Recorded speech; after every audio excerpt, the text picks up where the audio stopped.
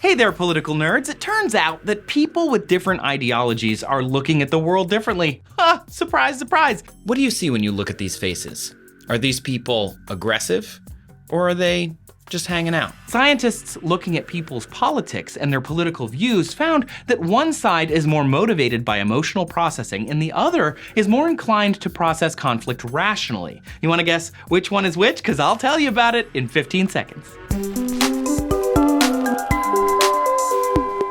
Hey there, politically minded nerds and maybe trolls too. Thanks for being here. I am Trace. In American politics right now, the conservative vein tends to be motivated by their emotional processing.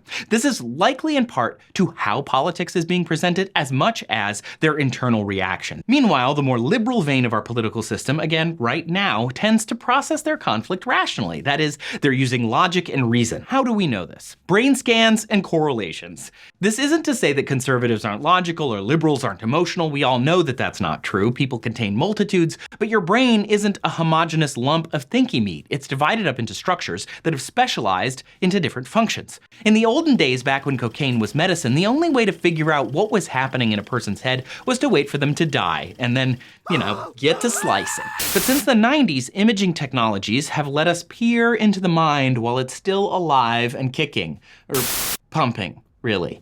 So how do conservative and liberal brains differ in their structure? According to one study from 2011 that looked at the brains of 90 students from the University College London, the major structural differences were mostly in two areas: the anterior cingulate cortex and the right amygdala.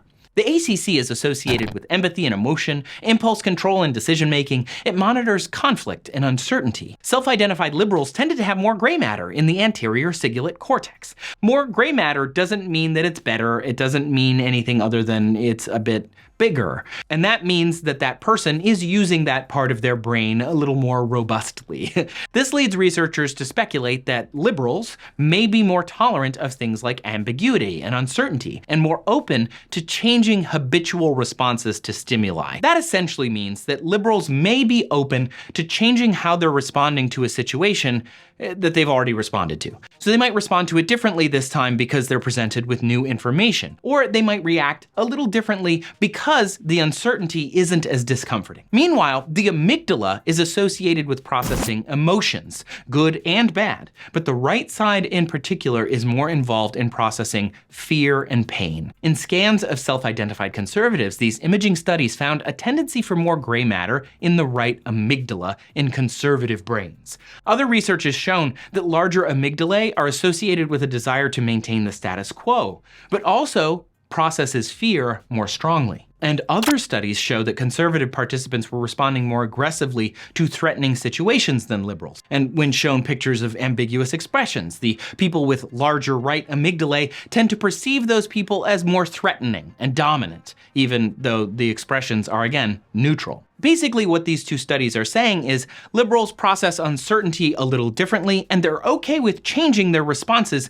depending on the situation. Meanwhile, conservative brains might respond more emotionally, and they might respond more with fear and to try and maintain the status quo in the hierarchy in order to understand their responses. And this isn't just a handful of studies, by the way. I mean, this specifically in this video, what I'm mentioning are a handful of studies, but there are hundreds more that support them. Just based on the size differences of the right amygdala and the anterior cingulate cortex, the researchers could predict whether someone would identify as a conservative or a liberal with about 72% accuracy. Functional brain studies have shown even stronger correlations. That's the ones that tell where your blood is pumping as you're thinking stuff.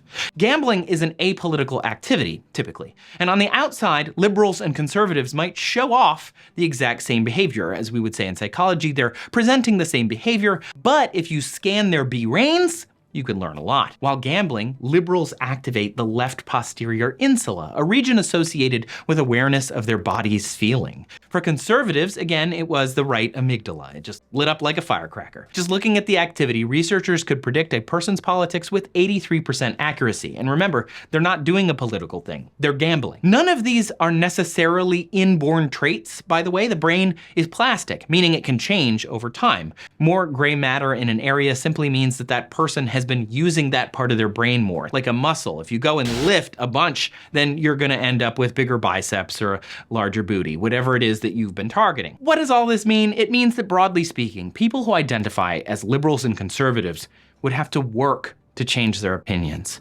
Opinions don't just change overnight. You don't just present somebody with one fact and all of a sudden they're like, oh, it was like I was asleep before. That's not how it works. Brain pathways are plastic, i.e. changeable, but that change is a physical thing. It takes effort. For example, if you have to learn to juggle or use a prosthetic or even change muscle memory, like when you hide your app that you use all the time into some other folder so that you don't use it all the time and you find yourself, touching where it used to be. To change that muscle memory requires the changing of brain pathways. Those are pathways that need updating. So it takes time and effort. And also, I want to point out, it's not clear if the differences in brain structure cause differences in politics, or if the politics cause the brain regions to develop in this way or change over time. But the correlation between them is super solid regardless. You might be wondering, why would politics be embedded in our brains?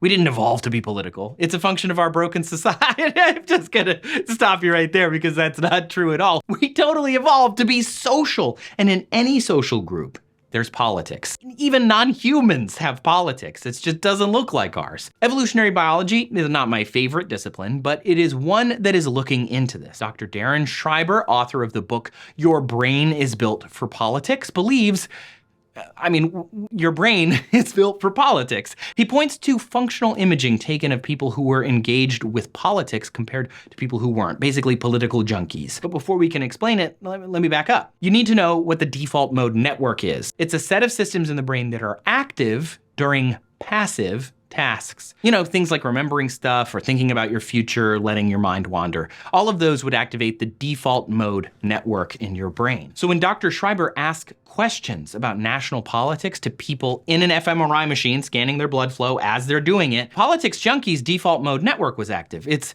similar to them thinking about whatever. Meanwhile, political novices switched off the default mode network and activated regions that a person might use when they're struggling through a math test. When asked to think about politics of everyday life, though, like within their family or at their office, the political novices switched on that default mode network again, because those politics are much more familiar. Basically, everyone is political, they just think about it a little differently depending on the context. Schreiber concluded that because humans have had to deal with complex social situations and ever-changing alliances throughout our social groups as we've evolved, we've literally learned to naturally consider politics within our brains. And for people who think about big P politics all the time, they apply that same thinking to the default mode network. You could say that for politics junkies, politicalness is second nature. Science writer Hannah Holmes believes that conservative and liberal thought patterns played a crucial role to our early survival. A strong response to fear and threatening situations was probably necessary for humans in small tribes to protect precious resources and territory and to make sure that they're not getting predatored off, Studies have also shown that conservatives tend to have these stronger responses to disgust stimuli. And Holmes argues that disgust, being an evolutionary response to keep us away from contagion and danger, was probably helpful. And today, those responses may have led conservatives to be more distrustful of people that they consider outsiders and protective of the modern-day equivalent of resources. And in order to respond to threats more easily, they might favor societies with clear hierarchies, rigid rules, and a status quo. But today, in modern society, living in a tiny tribe of humans that's totally hostile to outsiders can risk inbreeding and stagnation. So there needs to be humans who exist who are more tolerant of outsiders, more willing to accept those who are different, because it may benefit that group. If you don't have those people, you don't continue to exist for very long. These early humans were open to experimentation and would rely on reason and logic, even in the face of dangerous or disgusting things. Those more open members of society might consider shades of gray rather than just reacting. These two ways of thinking may have each served a useful purpose at the dawn of humanity. Again, evolutionary biology, so grain of sand. But today, things have gotten a little out of hand. I don't know if you've noticed, but America is pretty darn divided. Like, maybe more than it's been since like 1860. Politicians and campaigns know this though. And this is why I said politics is the way it is now, in part because of the media that people are presented with. Campaigns know that we're divided, and they know a bit about this psychology, like they can read evolutionary biology studies too. And so they may tailor their messages to these things to get voters to respond, further creating polarization. And they do this with science, because fear sells almost more than sex. Fear is a huge motivator. If someone is telling you to be afraid, they're trying to force you to respond emotionally rather than rationally. As the Kazats Hadrash said, fear is the mind killer, and no one political group is responsible for this alone. Conservative ads do tend to play to fear more often: fear of immigrants, fear of the government, fear of losing your jobs or your income or your guns or just broad-based freedom, whatever that means. Where liberal campaigns, on the other hand, often call for big changes like drastic climate spending or universal health care, it's easy to get lost in the details of all these proposals because, they're attempting to appeal to reason and logic,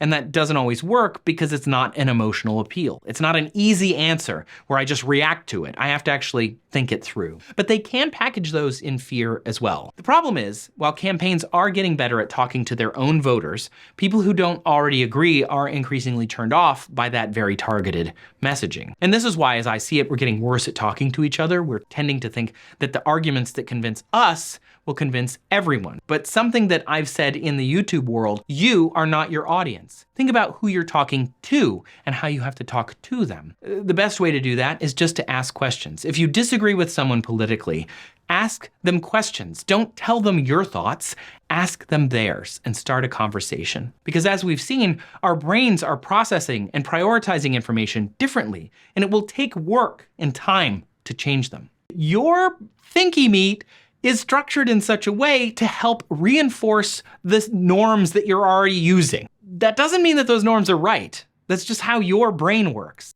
And it doesn't mean that their norms are wrong. That's just how their brain works. But appealing to nuance might not resonate with someone who's focused more on fear, pain, status quo, and hierarchy. And emphasizing threats and fear probably won't motivate somebody who's responding with reason and logic. Until we collectively get better at understanding each other or start to unwrite these trenches in our brains, we're pretty much stuck thinking someone else's viewpoint might be plain incomprehensible. And the best way to get your brains to commingle, whether that's in a friendly way or, whatever, I'm not here to judge, is to talk to people, and to talk to people who disagree with you, and to ask them questions. Literally, that's the strategy I use all the time. Ask them questions. You may not come around to, agreeing with each other. That's okay. Those opinions don't have to align. But if you can't understand each other, not a lot's gonna get done. Thank you so much for watching this video today. I really hope you enjoyed it. I hope you learned something. Please subscribe so that you can get more videos from me. I'm trying to release them as fast as I can while doing all this other stuff and raising a 1-year-old, and it's been